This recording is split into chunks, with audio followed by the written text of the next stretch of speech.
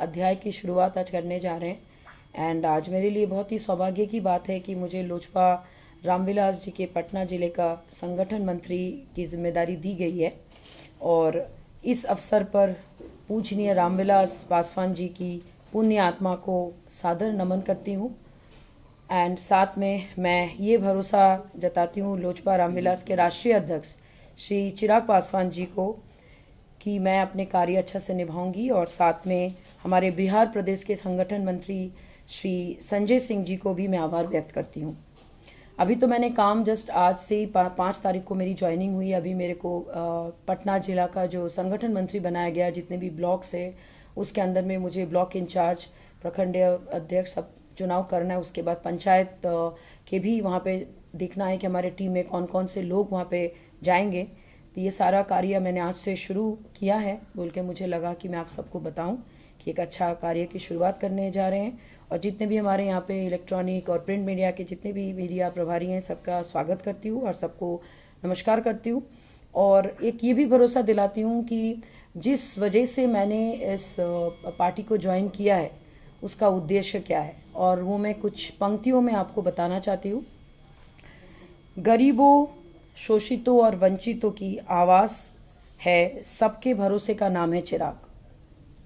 संघर्ष पथ पर निकल पड़े अकेला, जिन्होंने अपनों के भी षड्यंत्रों को झेला।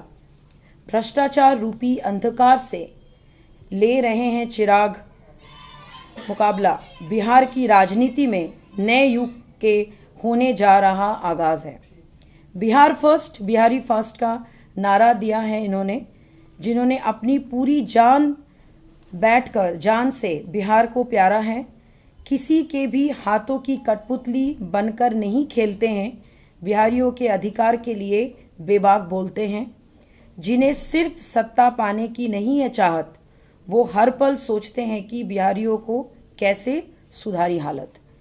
तो मेरा एक ही ये कहना है कि मैं पिछले 9 वर्षों से मैं बिहार में हूँ और ये मेरी कर्म भूमि है। जन्मभूमि मेरी बंगाल है, ये मेरी कर्म भूमि है। तो मैं जब बाहर से यहाँ पे आई और मैंने जो चीज़ें देखी, मुझे एक ही चीज़ समझ में आया कि यहाँ के लोग, बिहार के लोग बाहर जाके रोजगार करते हैं।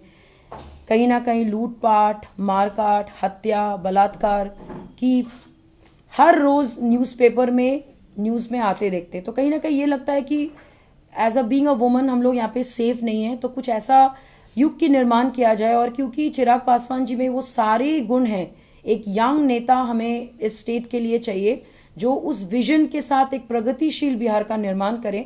और इसी वजह से ही हमने लोक जनशक्ति पार्टी रामविलास जी को ज्वाइन किया है। और ये उम्मीद करते हैं कि हम बहुत अच्छा से इस काम को निभाएंगे और आगे जो भी 16 साल से जो कार्य हमारे श्री मुख्यमंत्री जी नहीं कर पाए उसको हम लोग करके दिखाएंगे। सो धन्यवाद।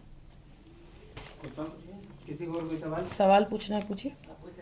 मैम, आप एक महिला है, महिला होते हुए आपने लोजपा रामविलास में आपकी सदस्यता ली है। जिस तरह से सर महिलाओं पे पटना में आपको पता है शेल्टर होम में जो कांड हुआ उस पर क्या आपका कहना है? मैं तो देखिए 2 कांड के बारे में, तो एक जब मुजफ्फरपुर कांड हुआ तब तो दिल दहल गया था। फिर ये गायघाट वाला कांड जो मैंने सुना, मैं यही कहना चाहूँगी कि कहीं ना कहीं हम लोग कुछ भी कर ले, स्टिल वी फील दैट हम लोग सेफ नहीं है। तो उसके लिए हमें ही कुछ करना पड़ेगा। हम लोग किसी के ऊपर आरोप देने से अच्छा है कि कुछ ऐसा काम करें सारे महिलाएं मिलके, जिसमें हम सिर्फ महिलाएं नहीं पुरुषों का भी साथ देना पड़ेगा। और मुझे पूर्ण विश्वास है कि हम जिस पार्टी में ज्वाइन किए वो इसी पे आधारित है कि हमें यहाँ पे बिहार फर्स्ट, बिहारी फर्स्ट का जो नारा दिया गया है, यहाँ पे महिलाओं के उत्थान के लिए काम होगा, ना कि पतन के लिए। एंड आई एम श्योर कि अगले 1 वर्षों में, 2 वर्षों में आप लोग ये चीज़ देख पाएंगे कि महिलाएं कहाँ पे आगे बढ़ रही हैं और कितना सुरक्षित महसूस कर रही हैं। और मैं इसीलिए बीइंग अ वुमन, मैंने इसीलिए इस पार्टी को ज्वाइन किया कि मुझे ऐसा लगता है कि हम क्योंकि हमारी जो राष्ट्रीय अध्यक्ष है चिराग जी और जितने भी युवा नेता है, उनकी एक मेंटल सोच, कहीं ना कहीं माइंडसेट मिल रहा है कि एक नया स्टेट का निर्माण अब किया जाए। इसीलिए इस पार्टी को ज्वाइन किया और हमें लगता है कि हम लोग इस काम को अच्छा से कर पाएंगे। एक आईपीएस है अमिताभ दास, पूर्व आईपीएस है, उन्होंने साफ तौर पे टिप्पणी किया है कि लड़कियां सप्लाई की जाती है यहाँ के मंत्रियों को। इस पे आपका क्या कहना है? देखिए, अगर उन्होंने ये टिप्पणी किया तो कहीं ना कहीं सच होगा ही। और अगर ये मान लीजिए कोई कर रहा है तो कहीं ना कहीं हमारे अभी के जो सरकार है वो जिम्मेदार है।